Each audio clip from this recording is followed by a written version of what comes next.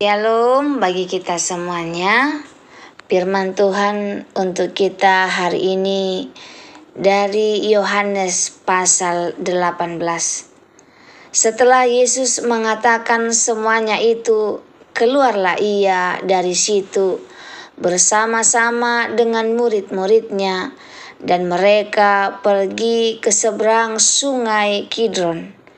Di situ ada suatu taman dan ia masuk ke taman itu bersama-sama dengan murid-muridnya. Yudas yang mengkhianati Yesus tahu juga tempat itu karena Yesus sering berkumpul di situ dengan murid-muridnya. Maka datanglah Yudas juga ke situ dengan pasukan prajurit dan penjaga-penjaga bait Allah yang disuruh oleh imam-imam kepala dan orang-orang Farisi, lengkap dengan lentera, sulu, dan senjata. Maka Yesus yang tahu semua yang akan menimpa dirinya, maju ke depan dan berkata kepada mereka, "Siapakah yang kamu cari?" Jawab mereka, "Yesus dari Nazaret." Katanya kepada mereka, "Akulah dia." Yudas yang mengkhianati dia berdiri juga di situ bersama-sama mereka. Ketika ia berkata kepada mereka, "Akulah dia," mundurlah mereka dan jatuh ke tanah. Maka ia bertanya pula, "Siapakah yang kamu cari?" Kata mereka, "Yesus dari Nazaret." Jawab Yesus, "Telah kukatakan kepadamu, akulah dia. Jika aku yang kamu cari, biarlah mereka ini pergi." Demikianlah hendaknya supaya genaplah firman yang telah dikatakannya, "Dari mereka yang engkau serahkan kepadaku, tidak seorang pun yang kubiarkan binasa." Lalu Simon Petrus yang membawa pedang menghunus pedang itu, meletakkannya kepada hamba imam besar dan memutuskan telinga kanannya. Nama hamba itu Malkus. Kata Yesus kepada Petrus, "Sarungkan pedangmu itu. Bukankah aku harus minum cawan yang diberikan Bapa kepadaku?" Yesus di hadapan Hanas, Petrus menyangkal Yesus. Maka pasukan prajurit serta perwiranya dan penjaga-penjaga yang disuruh orang Yahudi itu menangkap Yesus dan membelenggu dia. Lalu mereka membawanya mula-mula kepada Hanas, karena Hanas adalah mertua Kayafas yang pada tahun itu menjadi imam besar. Dan Kayafaslah yang telah menasihatkan orang-orang Yahudi, adalah lebih berguna jika satu orang mati untuk seluruh bangsa. Simon Petrus dan semua murid lain mengikuti Yesus. Murid itu mengenal imam besar dan ia masuk bersama-sama dengan Yesus ke halaman istana imam besar. Tetapi Petrus tinggal di luar dekat pintu. Maka murid lain tadi yang mengenal imam besar kembali keluar, bercakap-cakap dengan perempuan penjaga pintu, lalu membawa Petrus masuk. Maka kata hamba perempuan penjaga pintu kepada Petrus, "Bukankah engkau juga murid orang itu?" Jawab Petrus, "Bukan." Sementara itu hamba-hamba dan penjaga-penjaga bait Allah telah memasang api arang, sebab hawa dingin waktu itu, dan mereka berdiri berdiam di situ. Juga Petrus berdiri berdiam bersama-sama dengan mereka. Maka mulailah imam besar menanyai Yesus tentang murid-muridnya dan tentang ajarannya. Jawab Yesus kepadanya, "Aku berbicara terus terang kepada dunia. Aku selalu mengajar di rumah-rumah ibadat dan di bait Allah, tempat semua orang Yahudi berkumpul. Aku tidak pernah berbicara sembunyi-sembunyi. Mengapakah engkau menanyai aku?" Tanyalah mereka yang telah mendengar apa yang kukatakan kepada mereka. Sungguh mereka tahu apa yang telah kukatakan."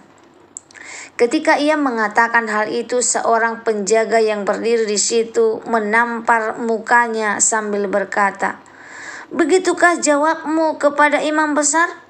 Jawab Yesus kepadanya, "Jikalau kataku itu salah, tunjukkanlah salahnya. Tetapi jikalau kataku itu benar, mengapakah engkau menampar aku?" Maka Hanas mengirim dia terbelenggu kepada Kayafas, imam besar itu. Simon Petrus masih berdiam. Kata orang-orang di situ kepadanya, "Bukankah engkau juga seorang muridnya?" Ia menyangkalnya, katanya, "Bukan." Kata seorang hamba imam besar, seorang keluarga dari hamba yang telinganya dipotong Petrus, "Bukankah engkau kulihat di taman itu bersama-sama dengan dia?" Maka Petrus menyangkalnya pula, dan ketika itu berkokoklah ayam. Yesus di hadapan Pilatus. Maka mereka membawa Yesus dari Kayafas ke gedung pengadilan. Ketika itu hari masih pagi. Mereka sendiri tidak masuk ke gedung pengadilan itu, supaya jangan menyajiskan diri, sebab mereka hendak makan Paskah. Sebab itu Pilatus keluar mendapatkan mereka dan berkata, "Apakah tuduhan kamu terhadap orang ini?" Jawab mereka kepadanya, "Jikalau ia bukan seorang penjahat, kami tidak menyerahkannya kepadamu." Kata Pilatus kepada mereka, "Ambillah dia dan hakimilah dia menurut hukum Tauratmu." Kata orang-orang Yahudi itu, "Kami tidak diperbolehkan membunuh seseorang." Demikianlah hendaknya supaya genaplah firman Yesus yang dikatakannya, untuk menyatakan bagaimana caranya ia akan mati. Maka kembalilah Pilatus ke dalam gedung pengadilan, lalu memanggil Yesus dan bertanya kepadanya, "Engkau inikah raja orang Yahudi?" Jawab Yesus, "Apakah engkau katakan hal itu dari hatimu sendiri? Atau adakah orang lain yang mengatakannya kepadamu tentang aku?" Kata Pilatus, "Apakah aku seorang Yahudi? Bangsamu sendiri dan imam-imam kepala yang telah menyerahkan engkau kepadaku. Apakah yang telah engkau perbuat?" Jawab Yesus, "Kerajaanku bukan dari dunia ini. Jika kerajaanku dari dunia ini, pasti hamba-hambaku telah melawan, supaya aku jangan diserahkan kepada orang Yahudi. Akan tetapi kerajaanku bukan dari sini." Maka kata Pilatus kepadanya, "Jadi engkau adalah raja?" Jawab Yesus, "Engkau mengatakan bahwa aku adalah raja. Untuk itulah aku lahir dan untuk itulah aku datang ke dalam dunia ini, supaya aku memberi kesaksian tentang kebenaran. Setiap orang yang berasal dari kebenaran mendengarkan suaraku." Kata Pilatus kepadanya, "Apakah kebenaran itu?" Yesus dihukum mati. Sesudah mengatakan demikian, keluarlah Pilatus lagi mendapatkan orang-orang Yahudi dan berkata kepada mereka, "Aku tidak mendapati kesalahan apapun padanya. Tetapi pada kamu ada kebiasaan bahwa pada Paskah aku membebaskan seorang bagimu. Maukah kamu supaya aku membebaskan raja orang Yahudi bagimu?" Mereka berteriak pula, "Jangan dia, melainkan Barabas." Barabas adalah seorang penyamun. Renungan untuk kita hari ini dari Yohanes pasal 18. Terang yang tidak pernah padam. Saudara-saudara yang dikasihi Tuhan, bayangkan malam yang gelap di Taman Getsemani. Angin malam berhembus dingin. Obor-obor menyala di tangan para prajurit yang datang dengan senjata. Di tengah kegelapan itu seorang pria berdiri dengan wajah yang tenang, tidak melawan, tidak berlari. Dialah Yesus Kristus, sang terang dunia. Karena di saat manusia mengikat Yesus dengan tali, kasih Allah justru membebaskan dunia dengan darahnya. Yesus tahu segalanya tapi tetap melangkah maju. Ayat 1-6. Firman Tuhan berkata, Yesus tahu semua yang akan menimpa dirinya. Lalu ia maju ke depan dan berkata, siapakah yang kamu cari? Yesus tahu semuanya. Ia tahu pengkhianatan Yudas.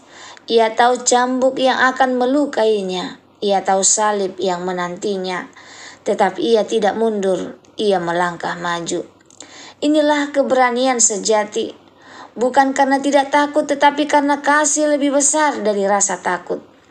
Ketika Yesus berkata, "Akulah dia," semua prajurit mundur dan jatuh ke tanah.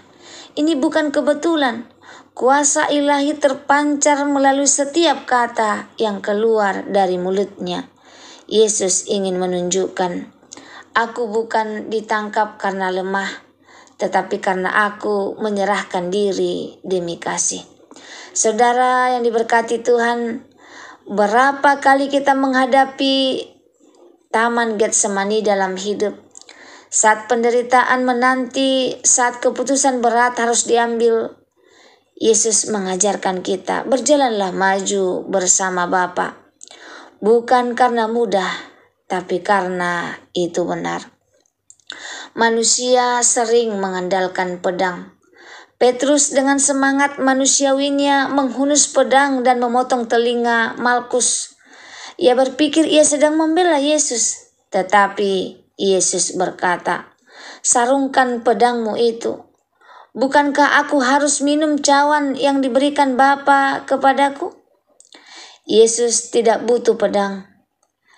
Ia butuh ketaatan. Seringkali kita juga seperti Petrus, berjuang dengan kekuatan sendiri, emosi dan logika manusia. Tetapi Yesus menunjukkan kemenangan sejati bukan dari pedang, tetapi dari penyerahan diri kepada kehendak Bapa. Petrus yang kuat jadi takut. Beberapa jam sebelumnya Petrus dengan lantang berkata, "Aku akan ikut engkau sampai mati." Tapi di hadapan seorang hamba perempuan ia berkata, "Aku tidak mengenal dia." 3 kali ia menyangkal dan ayam berkokok. Saudaraku ini berkati Tuhan, inilah gambaran kita. Kita bisa kuat di gereja di saat pujian naik, tapi begitu keluar dan dunia menekan, sering kita menyangkal Yesus dengan kata, sikap, atau keputusan. Kemudian hari Yesus akan menatap Petrus dan memulihkan dia. Kegagalanmu hari ini bukan akhir cerita. Yesus masih sanggup memulihkan hidupmu. Yesus di hadapan Pilatus. Yesus dibawa ke hadapan Pilatus, seorang penguasa Romawi yang dingin dan politis. Pilatus bertanya, "Engkau inikah raja orang Yahudi?" Yesus menjawab dengan damai, "Kerajaanku bukan dari dunia ini. Aku datang untuk memberi kesaksian tentang kebenaran." Pilatus bingung, bertanya apakah kebenaran itu. Ironinya kebenaran itu sendiri sedang berdiri di hadapannya. Banyak orang di dunia ini masih seperti Pilatus, sibuk mencari kebenaran, tapi menolak mengenal Yesus yang adalah kebenaran itu sendiri. Dunia memilih Barabas. Ayat 39-40. Pilatus menawarkan, "Maukah kamu supaya aku membebaskan raja orang Yahudi bagimu?" Namun orang banyak berteriak, "Jangan dia, melainkan Barabas." Barabas adalah seorang penyamun, pemberontak, pembunuh. Tapi mereka memilih Barabas dan menolak Yesus. Saudara yang diberkati Tuhan, dunia tidak banyak berubah. Sampai hari ini banyak orang masih memilih Barabas. Dunia, kesenangan, kekuasaan, uang, ketenaran daripada Yesus yang membawa keselamatan. Namun lihat kasih Allah. Yesus diam dan tidak melawan. Ia membiarkan Barabas pergi karena disalib. Yesus menempati tempat Barabas, dan Barabas menggambarkan kita. Kitalah orang yang berdosa yang dilepaskan karena Yesus menggantikan kita di salib. Pesan firman Tuhan untuk kita hari ini yang pertama, kasih Yesus tidak dikalahkan oleh pengkhianatan.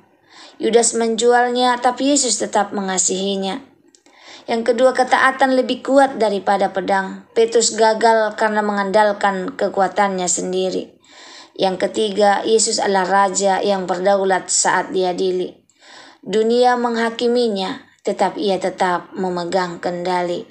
Yang keempat, Yesus menggantikan tempat Barabas tempat kita. Kita diselamatkan bukan karena layak, tapi karena kasih karunia. Semoga diberkati Tuhan. Saat kamu menghadapi kesulitan, ingatlah Yesus yang tidak undur di Taman Getsemani. Saat kamu gagal seperti Petrus, jangan menyerah. Yesus siap memulihkanmu. Saat dunia menolak Yesus, tetaplah berdiri bagi kebenaran. Saat dosa menuduhmu, ingatlah bahwa Yesus sudah menggantikanmu di salib. Semoga firman Tuhan hari ini menjadi berkat bagi kita. Terima kasih, Tuhan Yesus memberkati. Shalom.